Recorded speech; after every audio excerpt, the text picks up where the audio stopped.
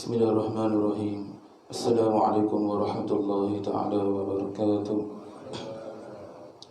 Ila hadratin Nabi Rasulullah sallallahu alaihi wasallam, thumma ila ruhi al-alim al-alama Syekh Wan Daud bin Syekh Wan Abdullah bin Syekh Wan Idris al-Fatani, wa ila ruhi Muhammad bin Idris bin Abbas bin Uthman bin Syafi'i, wa ila ruhi Abu Hasan bin Ismail al-Ash'ari, wa ila ruhi Abu Mansur Muhammad bin Mahmud al-Maturidi, thumma ila arwahi walidina wa masyayikhina wa muallimina wa dhabil huquqi alina ajma'in, thumma ila arwahi amwatil mu'minina wal mu'minat wal muslimina wal muslimat, anna Allah yaghfiru lahum wa yarhamuhum wa yu'li darajatihim fil jannah wa yanfa'una bi asrarihim anwarihim ulumihim wa nafahatihim fid dini wad dunya wal akhirah. Bisirul Fatihah. A'udzu billahi minasy syaithanir rajim. Bismillahirrahmanirrahim. Alhamdulillahi rabbil alamin. Arrahmanir rahim.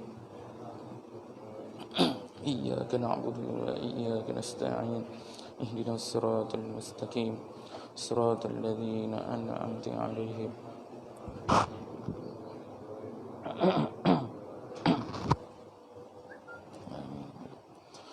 Bismillahirrahmanirrahim. Ya rabbil alamin wa bihi nasta'in ala umuri din wa din ala umuri dunya wa din. Sallallahu alaihi sayyidina Muhammadin khatimin nabiyyin wa ala alihi wa sahbihi ajma'in. Allahumma salli ala sayyidina Muhammad al-fatih lima uliqa wal khatim lima sabaqa wan nasiril haqqi bil haqqi wal hadi ila siratikal mustaqim wa ala alihi wa sahbihi haqqa qadrihi wa miqdarihi al-azim. Allahumma aftah alaina futuhal arifin warzuqna fahman nabiyyin wa ilhamal malaikatil muqarrabin. Ya hayyu ya qayyum bi rahmatika ya arhamar rahimin. Rabbi shrah li sadri wa yassir li amri wa hlul 'uqdatam min lisani yafqahu qawli. Qala musannif rahimallahu ta'ala wa nafa'ana bihi wa bi 'ulumihi fid dharain amin.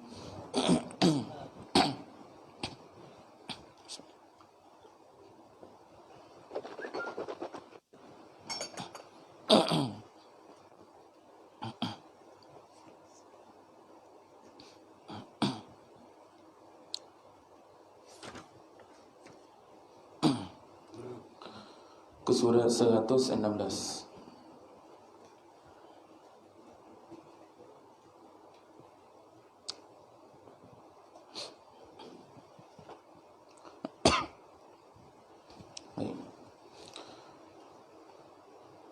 Tajuk dia, raja perlu bermuhasabah dan melaksanakan kebenaran. Selain daripada maksud raja ni ialah kepimpinan ataupun pemimpin. Sewajarnya bagi raja-raja iaitu pemimpin-pemimpin mengingatkan dirinya dan bermuhasabah dengan ayat Al-Quran ini, iaitu firman Allah Ta'ala, Ya Dawud inna ja'annaka khalifah fil ardi fahkum bainan nasi bil haqq wa la tattabi'il hawa fayudillaka an sabilillah. Maksudnya, wahai Daud, sesungguhnya kami jadikan engkau sebagai khalifah di bumi, maka hendaklah kamu menghukum di kalangan manusia itu dengan hukum yang sebenar, dan jangan menurut hawa nafsu yang menyebabkan kamu sesat dari jalan Allah Ta'ala. Ayat ini menerangkan dalam dari segi tafsiran bahawasanya bukan bermaksud Nabi Daud alaihissalam ini apabila dia menghukumkan sesuatu perkara mengikut hawa nafsu, bukan. Allah mengingatkan Nabi Daud alaihissalam sebagaimana kita mengingatkan anak-anak kita nak pergi ke kedai jalan tepi-tepi, jangan tengah-tengah jalan. Faham tak? Jangan berjalan tengah-tengah jalan. Anak kanak-kanak ataupun kanak-kanak ataupun anak-anak kita yang benda tu belum berlaku lagi, tetapi kita beri peringatan. Jangan main tengah jalan, bahaya. Wahai belum berlaku lagi, belum dia main tengah jalan, kita dah bagi peringatan. Nanti kita langgar macam mana? Wahai kita tak ada. Ni satu peringatan. Begitu juga dengan Nabi Daud alaihissalam Allah memberi peringatan. Bukan bererti Nabi Daud alaihissalam ni telah melakukan hukuman ataupun apa-apa segala masalah nak memberi hukum mengikut hawa nafsu. Tidak, bukan begitu maksudnya. Memberi peringatan sahaja. Kerana Nabi ni dan Rasul ni terpelihara daripada dosa. Kena ingat, Nabi ni adalah maksum. Baik, terpelihara daripada dosa. Antara orang yang mengikut hawa nafsu itu ialah jika dua orang bertentangan pendapat atau berkelahi di hadapannya, ia menyebelahi orang tertentu yang dikasihi. Kerana itulah Nabi Sulaiman alaihissalam dilucutkan kerajaan. Kalau mengikutkan kitab asalnya, dan setengah daripada orang yang mengikut hawa nafsu itu, iaitu bahawasanya jika hadir dua orang yang bertentang, berbentah, maksudnya orang yang bertentangan. Yang berbentah-bentah itu maksudnya orang yang tak bersependapat dan sebagainya. Atau dua orang yang berkelahi pada hadapannya, maka berkehendak pada hatinya yang benar itu bagi orang yang dikasihinya tertentu.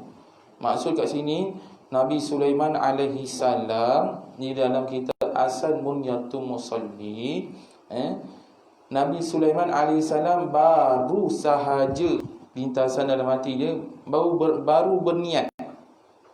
Niat saja nak menyebelahi kepada orang yang dikasihi tertentu. Faham tak maksud ni? Baru berniat, belum melaksanakan hukuman menyebelahi orang tersebut. Faham? Contoh puak kanan, puak kiri. Berbala. Saya belum jatuhkan hukuman lagi, baru niat aku nak belah sini lah. Niat saja, baru niat. Kemudian Allah tanggalkan kerajaan Nabi Sulaiman alaihissalam. Kerana Nabi Sulaiman alaihissalam, dia punya mukjizat ataupun dari segi kerajaan dia memakai cincin.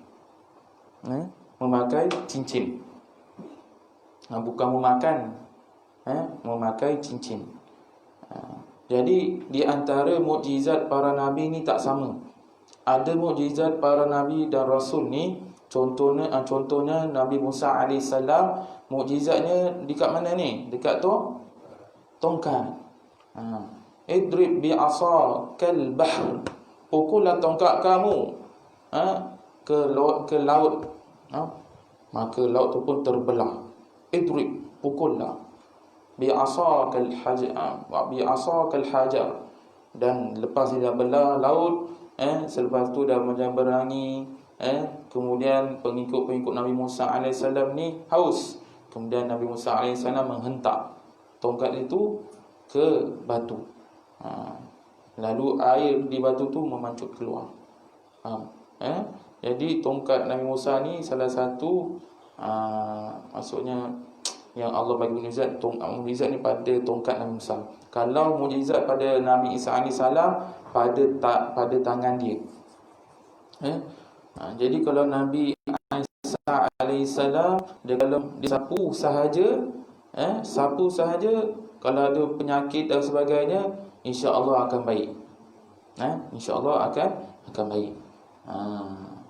Kalau ada orang yang mati, nak dihidupkan kembali, kemudian Nabi Isa AS berdoa kepada Allah SWT, kemudian Nabi Isa AS sapu saja. Itu sebab Nabi Isa AS disebut Nabi Isa Al-Masih. Al-Masih ni daripada perkataan masaha, sapuan. Sapuan. Jadi Nabi Daud alaihissalam Dan mukjizat dia apa? Kekuatan dia di tangan. Dia itu boleh melembutkan besi. Kita tak boleh lembutkan besi. Yang kata besi, kayu pun kita tak boleh lembutkan. Silap kayu tu pun patah. Tapi Nabi Daud alaihissalam, mukjizat dia di tangan. Masing-masing mukjizat. Begitu juga dengan Nabi Sulaiman alaihissalam, dia punya mukjizat dan kerajaan dia di cincin. Jadi jin di kalangan yang kafir, iaitu salah satunya syaitan, iblis dan sebagainya, menunggu sahaja Nabi Sulaiman alaihissalam menanggalkan cincin. Jadi apabila Nabi Musa alaihissalam, dia kata hendak melihat Allah Subhanahu wa taala. Dia dapat bercakap dengan Allah ni, berkata-kata dengan Allah, tetapi dia bermohon kepada Allah Subhanahu wa taala, dia nak melihat rupa bentuk sebenar Allah ni bagaimana. Kan? Kita ni tak pernah puas. Bagi sedikit nak lagi sikit, lepas tu nak banyak lagi, kan. Jadi Nabi Musa alaihissalam memohon kepada Allah Taala. Jadi selepas Allah perintahkan kau pandang ke gunung. Jadi bila Nabi Musa alaihissalam memandang suatu gunung tu, baru keluar cahaya sahaja, gunung tu dah jadi hancur. Baru keluar cahaya, gunung tu jadi hancur. Bagaimana kalau kita berada di hadapan gunung yang sedang hancur? Kita rasa apa? Kita lari ke tengok? Cabut. Takut-takut kita pun kena sekali, kan? Kalau gunung berapi pun kita dah takut, kan? Ada kena meletus kena kita ni, kan? Dah tak ada apa-apa safety. Jadi Nabi Musa alaihissalam terus pingsan bila melihat sahaja cahaya. Baru keluar cahaya, macam ni keluar cahaya ni, ada ni semua ni, tiang-tiang semua ni runtuh ni, tak ada, kan? Ni baru keluar cahaya daripada Allah Subhanahu wa taala, maka gunung jadi hancur sedikit cahaya. Jadi Nabi Musa alaihissalam pun pingsan. Selepas pingsan, Nabi Musa alaihissalam bermohon kepada Allah SWT, iaitu bermohon agar diampunkan dosanya. Diampunkan dosanya. Padahal Nabi Musa alaihissalam tak berdosa, tapi rasa diri ni rasa berdosa. Faham? Tu peringkat martabat Rasul tau. Kalau kita ni peringkat bukan Rasul, bukan Nabi, wali pun bukan, ulama pun bukan, alim pun bukan, kita ni hina di sisi Allah Subhanahu wa taala. Kalau kita tak ada rasa hina, tak ada rasa bersalah di sisi Allah Subhanahu wa taala, maka kita tak ada rasa bermohon kepada Allah Taala supaya diampunkan dosa-dosa kita. Kita mesti ada sikap macam tu, rasa rendah diri mesti ada. Jangan rasa kita ni ada banyak pahala. Sedangkan Nabi Musa AS yang Rasul tu, mohon diampunkan dosa. Wah, tak dosa tu, tapi dia bertaubat. Mohon kepada Allah SWT hanya satu hajat je, nak tengok je. Itu pun rasa-rasa dah salah. Faham? Begitu juga Nabi Sulaiman alaihissalam hanya berniat sahaja nak menyembelahi kepada yang dikasihinya. Hanya berniat saja, maka Allah Subhanahu wa taala menanggalkan cincin tersebut. Selama berapa hari? 40 hari. Sebab tu selepas 40 hari baru Nabi Sulaiman alaihissalam memakai cincin tu. Bukan bererti, kalau ikutkan kat sini, bukan bererti Nabi Sulaiman ni mengikut hawa nafsu, bukan. Keadaan demikian berlaku apabila ada beberapa orang manusia dari negeri isteri Nabi Sulaiman. Dia menceritakan balik, iaitu yang bernama Jarada, membuat pengaduan kepada Nabi Sulaiman, dan Nabi Sulaiman dan orang-orangnya membuat pengadilan. Tetapi kerana terlalu kasih kepada isterinya itu, lalu diberi hukuman yang membawa kemenangan kepada orang dari negeri Jarada, maka dikenakan bala terhadapnya dengan dilucutkan kerajaan. Maksudnya dari segi cincin. Jangan kita fahamkan tu buang pangkat Nabi, buang pangkat Rasul, bukan itu. Nabi hanya berniat sahaja. Niat sahaja. Kalau ikutkan buku asalnya, Nabi hanya berniat sahaja. Baik, itu cerita dia. Boleh buka dalam kitab Al-Mustarifu, Al-Mustatarifu, kitab Al-Mustatarifu. Kitab tu. Baik. Jadi pemimpin mesti bermuhasabah diri. Kata Syekh Fatani ni, dia bawa cerita Nabi Sulaiman, Nabi Dawud AS ni, nak jadikan kita ni sebagai kena bermuhasabah diri, dan melaksanakan kebenaran. Yang pertama, bermuhasabah diri kita apa dia? Jangan tinggal solat. Ibadat solat menjadi keutamaan dirinya, kalau jadi pemimpin ni. Yang kedua, memastikan sumber pendapatan bersih. Nak jadi pemimpin, memastikan sumber pendapatan bersih. Yang ketiga, menitik berat soal amar ma'ruf dan nahi mungkar. Jadi kalau ada orang berjudi kat sebelah rumah tu, takkan kita nak diam. Biarkan jala, bukan dia kacau kita. Bukan masalah biar tak biar. Judi tu hukum dia apa? Haram. Hukum dia haram. Begitu juga dengan orang bermaksiat. Di sebelah rumah tu, dia yang sebelah, bawa balik perempuan ataupun perempuan bawa balik lelaki, yang belum ada ikatan yang sah lagi. Ni bukan masalah busybody, kena tahu. Ni semua ni masalah hukum hakam. Tapi masa kita nak tanya tu, kena cakap betul-betul, elok-elok. Engkau ni siapa ni? Kau dah kahwin belum? Jangan tanya macam tu. Orang tu pun marah lah. Ada cara, mesti psikologi. Boleh tahu awak dari mana? Boleh, awak dah berkahwin lama ke? Psikologi tu. Tak. Boleh tanya lebih detail, kan? Itu cara dia sebenarnya. Baik. Jadi kalau kita tak ambil tahu, contoh kalau kita ni sebagai pemimpin, kalau ada perkara-perkara mungkar, kalau kita tak cegah, kita yang dosa. Ingat senang jadi pemimpin. Baik. Kemudian, raja hendaklah sentiasa menasihati rakyat. Kata Ma'qil bin Yasar,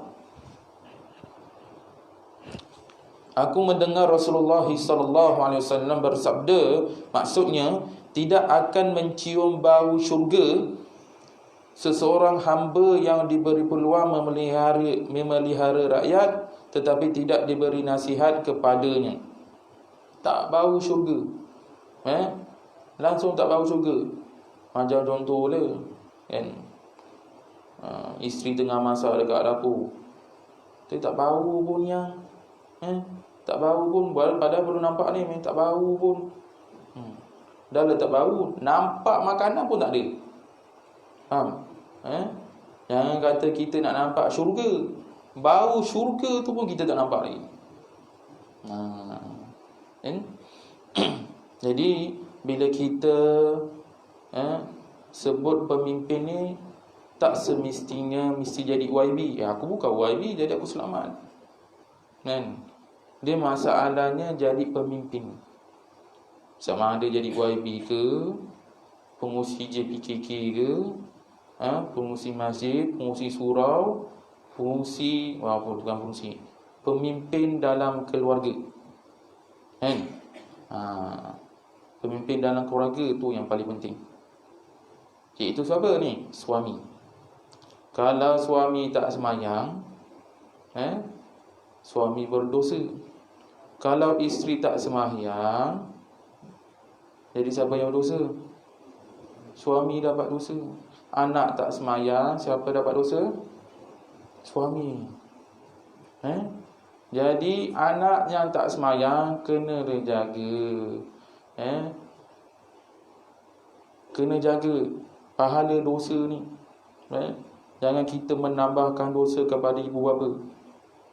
Walaupun mak bapak dah tak ada. Ustaz, mak saya, ayah saya dah tak ada lagi dah. Jadi kalau saya tak semayang ke tak semayang ke, mak bapak saya tak dapat dosa. Kan? Bukan begitu. Kerana seseorang itu mati meninggalkan 3 perkara. Yang pertama, anak yang soleh dan soleha. Yang kedua,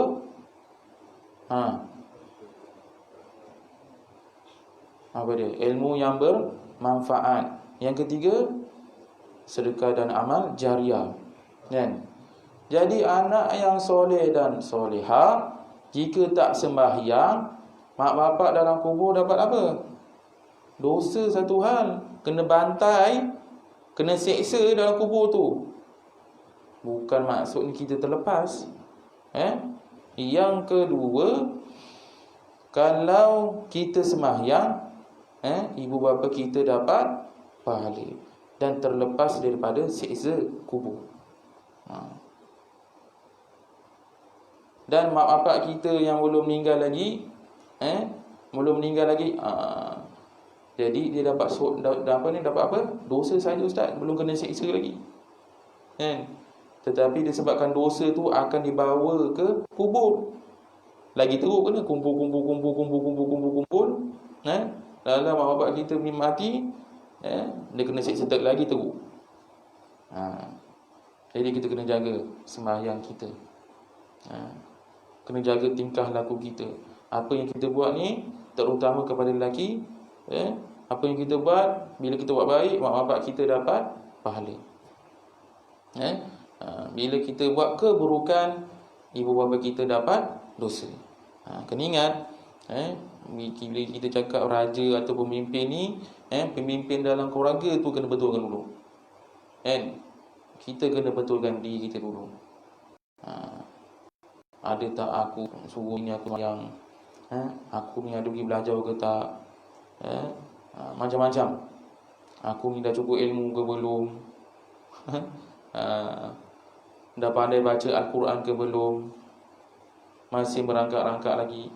Ada tak aku pernah jadi imam dalam keluarga ku ni masa PKP itu? Aku langsung tak buat solat berjemaah dengan keluarga. PKP bukan ni PKP yang awal bulan 3 kan. Kau semua duduk rumah je, tak pergi ke masjid. Jadi ada tak aku jadi imam kepada keluarga? Ada tak aku ajar ilmu agama ni kepada keluarga? Bila masjid tak buka, tak boleh sembahyang jemaah, macam-macam mengata dalam FB. Ni apa lah masjid tak buka, ada bagai dia. Itulah Dajjal. Macam-macam, seolah dia lebih pandai daripada mufti. Jadi masjid dah buka, banyak kosong.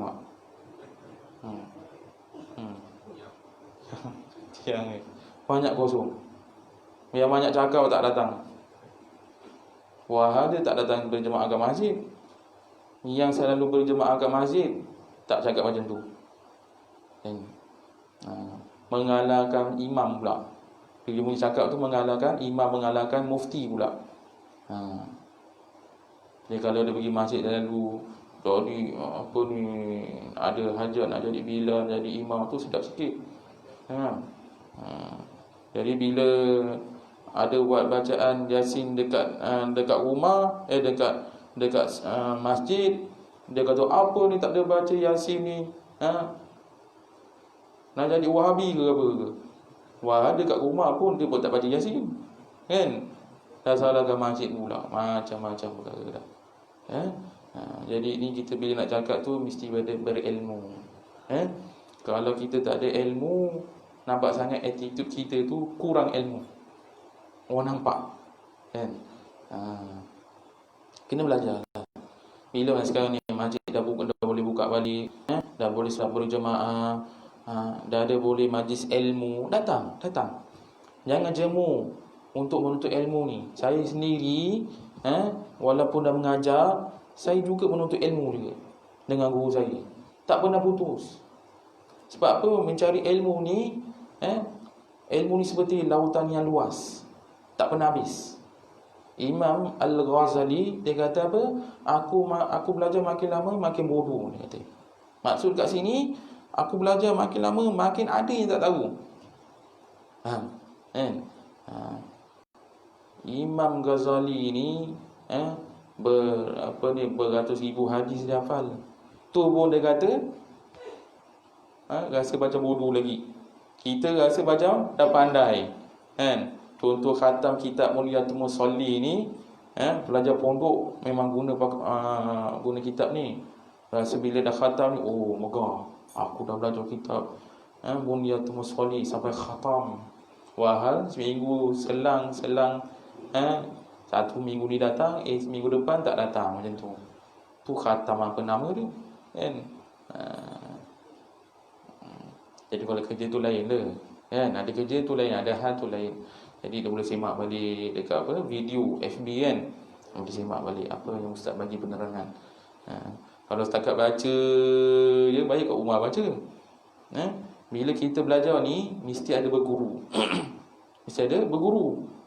Kalau ilmu matematik kena berguru, apatah lagi ilmu agama mesti ada berguru. Boleh tak belajar matematik tak ada guru? X tolak Y, dia faham sendiri. X tolak Y jatuh, dia faham sendiri saja. Kan? Algebra dia faham sendiri saja. Mesti berguru. Apatah lagi ilmu agama, nak fahamkan tentang hadis sahih tak sahih, yang dijumpa dekat Google saja. Kan? Kalau misal kata Google tu kata dhaif, dia pun ikut dhaif, dia kata Google ni betul. Wah, Google tu tak betul. Dia tak dapat bezakan mana hadis dhaif, hadis mardhu', hadis hasan, hadis sahih. Dia tak faham. Dan dia tak faham tentang sanad riwayat ni. Berapa banyak dia hafal. Itu sebab bila kita nak cakap tentang hadis, kita jangan terus cakap. Saya sendiri tak bagi terus cakap tentang hadis. Bab riwayat pada mana, sahih tak sahih. Kita kena rujuk balik kitab. Kitab Kutubus Sittah sahih. Yang pertama Sahih Bukhari. Yang kedua apa dia? Nanti bagi tahu saya. Dah tahu, bagi tahu saya nanti. Yang pertama Sahih Bukhari. Yang kedua apa? Yang ketiga apa? Keempat, kelima, keenam. Tak semestinya Sahih Bukhari ni ada semua. Sahih Muslim ada, tapi kat Sahih Bukhari tak ada. Sahih Ibnu Majah ada, dekat Sahih Muslim tak ada. Jadi kita jangan sempitkan fikiran kita. Sebab Imam Bukhari dia hafal hadis ni lebih daripada 7,000, 8,000. Nak terima tu senang. Bila nak tulis balik tu, dia solat 2 rakaat dulu.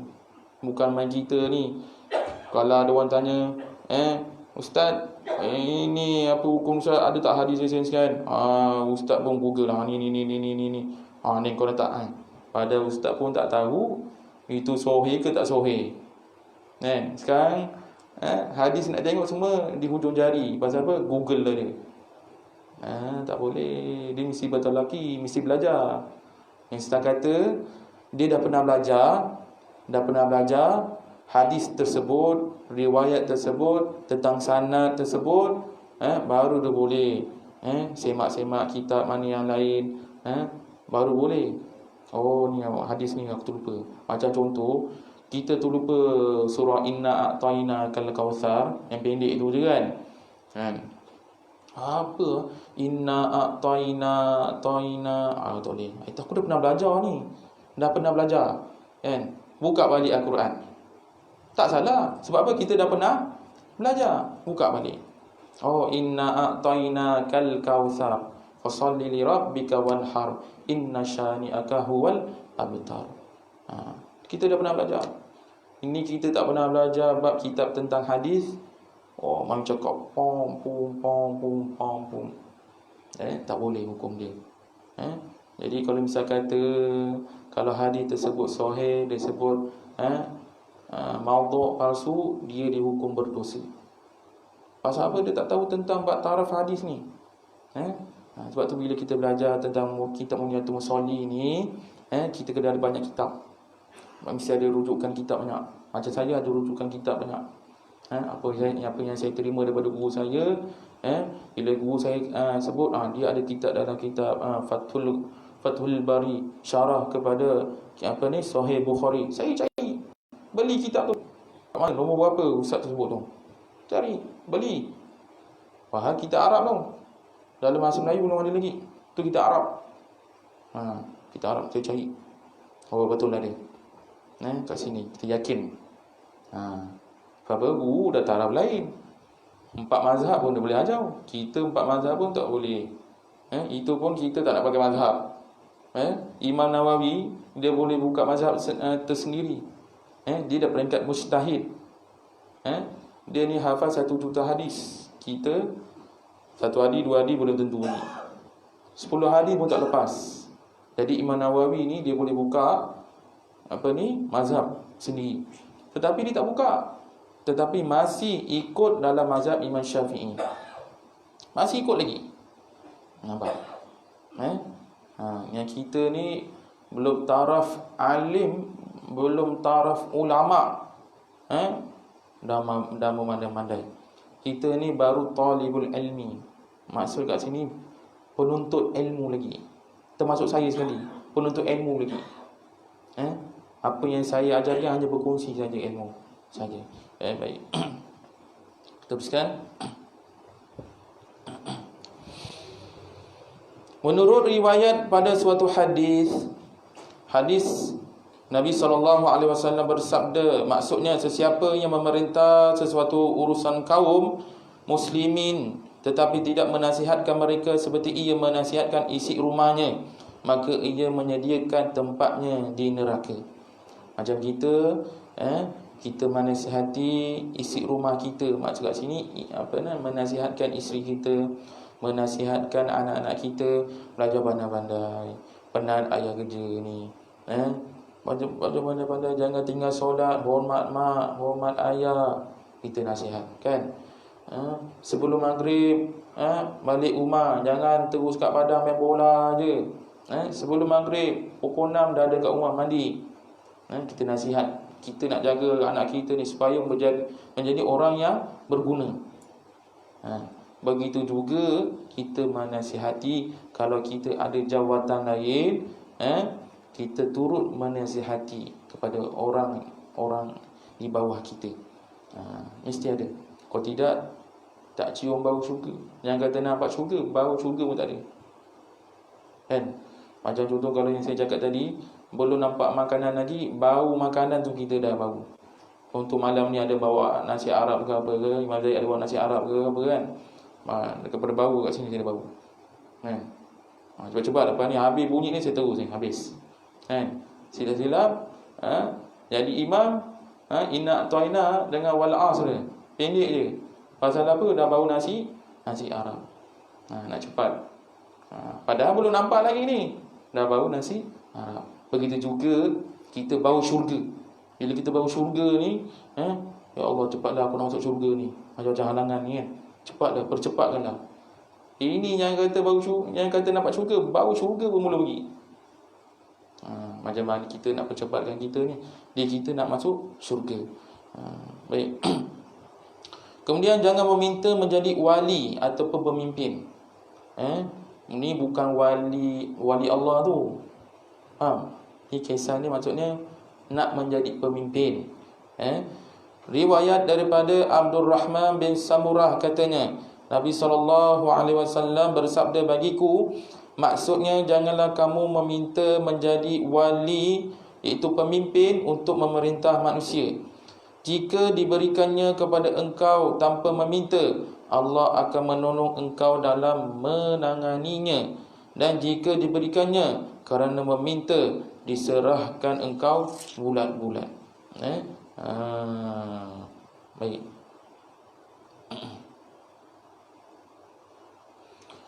Sahabat Nabi sallallahu alaihi wasallam, ada seorang sahabat Nabi sallallahu alaihi wasallam ni, dia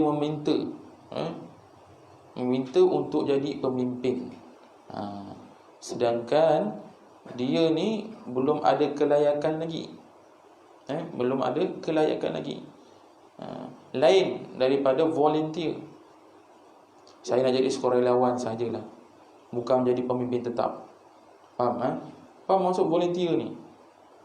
Sukarelawan betul? Salah? Sukarelawan je.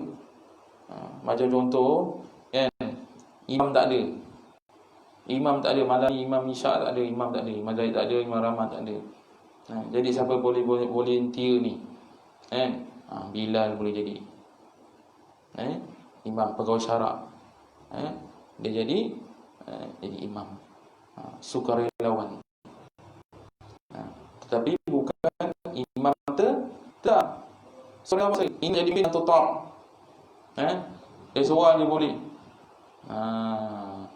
Dia seorang je boleh. Orang lain tak boleh. Orang lain semua salah. Orang lain semua salah. Wahai ilmu tak ada lagi. Nak jadi pemimpin, ilmu tak ada, itu yang salah. Baik. Kemudian Allah kata apa? Allah akan menolong engkau dalam menanganinya, dan jika diberikannya kerana meminta, diserahkan engkau bulat-bulat kepadanya. Baik. Ke surat sebelah, kelebihan adil. Ketahuilah bahawa keadilan raja itu mewajibkan kita mengasihinya, dan kezalimannya mewajibkan kita berpisah daripadanya. Sebaik-baik zaman itu adalah zaman raja yang adil. Nabi SAW bersabda, maksudnya bahawasanya sehari amalan imam ataupun pemimpin. Bila cakap imam ni, asal daripada perkataan amama. Imam tu maksudnya depan. Pemimpin mesti ke depan. Kalau imam takkan ke belakang, imam mesti ke depan. Imam tu cakap Arab. Bahasa Melayunya senang kata dalam bahasa, dari segi sudut bahasa, barisan hadapan. Baik. Adalah lebih baik daripada 100 tahun amalan seorang yang abid di sisi ahlinya. Abid ni bermaksud ni seorang yang ibadah, yang kuat ibadah. Ibadah sunat dan sebagainya. Abid tu maksud abid. Yang kuat beribadah. Baik. Dan sabda Nabi SAW maksudnya, keadilan imam sesaat adalah lebih berkebajikan daripada 60 tahun ia beribadat, dan lagi doa imam yang adil tidak akan ditolak. Jadi kalau pemimpin yang adil, doanya tak akan ditolak. Ini jelas ini. Satu cerita daripada Khalifah Umar bin Al-Khattab radhiyallahu anhu, bahawasa beliau berkata kepada Ka'ab, khabarkanlah kepadaku tentang syurga Jannah Ad-Din. Beliau berkata, wahai Amir al-Mu'minin, tiada sesiapa yang mendudukinya malaikat Nabi, Siddiq, Syahid atau imam yang adil, iaitu pemimpin yang adil. Kata Umar, aku bukan Nabi, cuma aku membenarkan Rasulullah SAW, dan aku bukan imam yang adil, cuma aku berharap aku tidak zalim dari segi syahid, di manalah bagi dengannya. Kata Hasan Al-Basri, Allah menjadikan Siddiq dan Syahid bagi yang menghukum dengan adil. Umar ni, Sayyidina Umar Al-Khattab ni, sebelum Nabi SAW wafat, Nabi Muhammad dah beri syafaat seramai 10 orang yang dijamin masuk syurga. Salah seorangnya daripada Sayyidina Umar Al-Khattab. Walaupun dah dijamin masuk syurga, tak ada belagak macam kita. Aku seolah macam dah masuk syurga, dia kata. Kau semayang semua tak betul. Kalau kita kita pandang orang semua salah, kita semua ni betul. Ada seorang jemaah, semua imam dia tegur. Dengan imam besar sekali dia tegur. Tahu imam besar sini siapa? Kat negeri kita ni, Datuk Muhammad Hashim lah. Datuk Muhammad Hashim pun kata tak betul. Apalah seorang jemaah ni, kata ni tak betul, ada hadis ni tak betul, macam kau hafal hadis pula. Jadi kita kena sentiasa bermuhasabah diri. Jangan kita tengok orang yang semua tak betul, kita semua betul. Bila kita kata orang kita je yang betul, jadi kita solat pun tak khusyuk. Kita solat pun jadi tak khusyuk. Pasal apa? Kita memikirkan hal orang lain.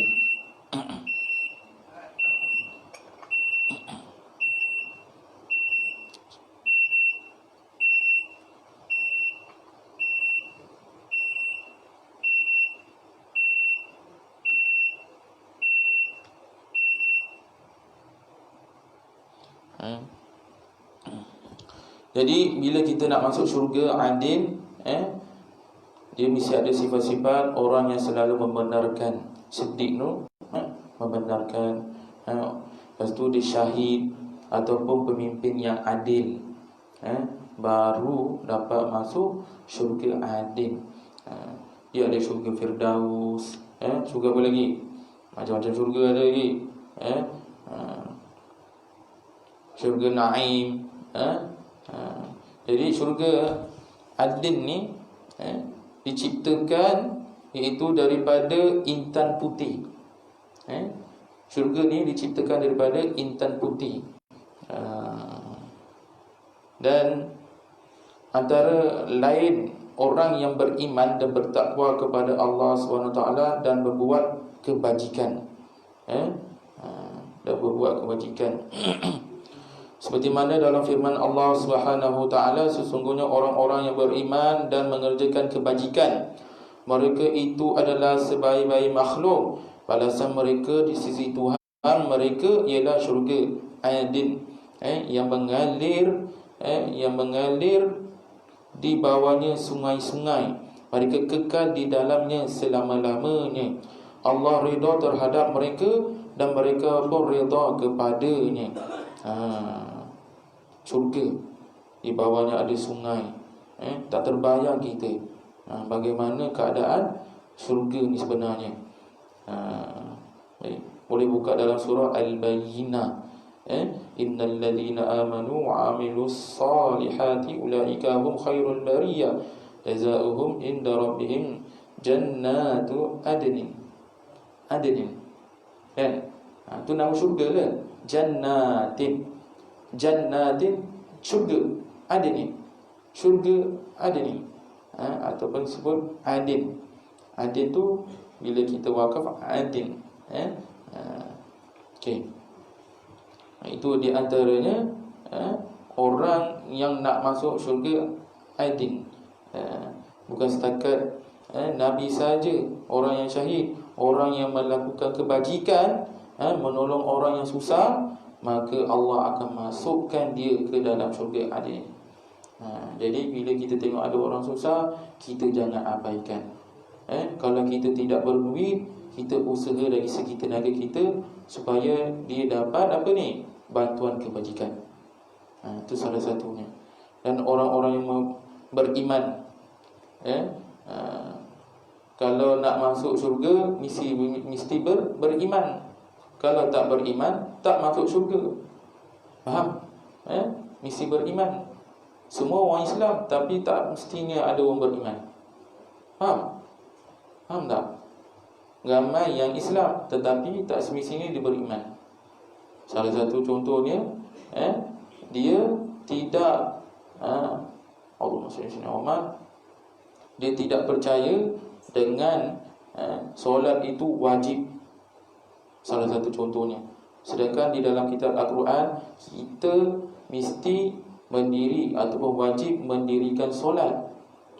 Salah satu daripada rukun iman, percaya kepada kitab. Kalau kita tak percaya kepada ayat Al-Quran, bermaksud kita tak percaya kepada kitab. Dan percaya kepada kitab tu salah satu daripada rukun iman. Jadi bila tak percaya kepada rukun iman, maka kita bukan dikira orang-orang yang beriman.